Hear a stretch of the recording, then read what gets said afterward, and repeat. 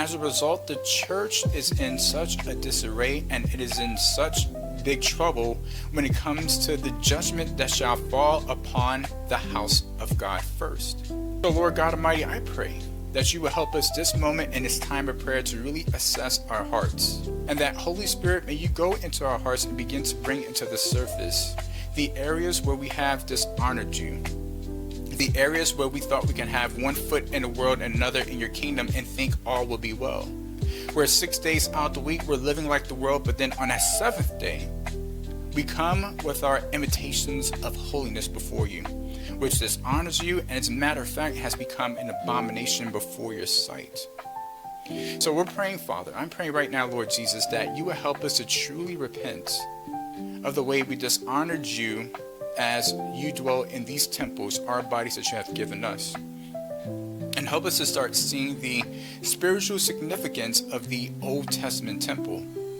That it became the understanding, a demonstration, a teaching point for your people. That this is who we are called to be, Father, with you dwelling in us in spirit and in truth. But Father, we are now the temple, and we carry your glory in the way it was in the Old Testament.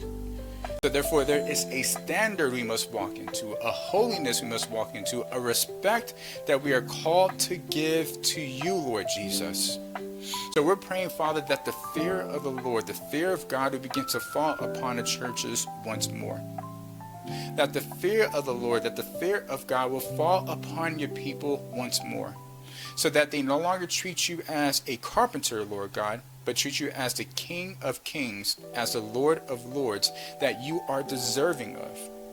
Forgive us, Father, when we allow our relationships with people and our entanglements with people to get in the way of walking in the purity and the authenticity and in the stewardship that are called to have as those who owe you our lives because of the death that you have endured to set us free from this world, the death that you endured, so this way we do not go into the place of eternal condemnation, but be with you in heaven for all eternity.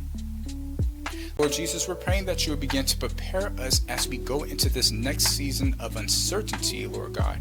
For we know, Father, and we're feeling in the Spirit, and the churches are feeling it right now, that things are not as it is, Lord Jesus. That there is much distress, there's much turbulence, there's much conflict, there's much violence that is increasing upon the earth.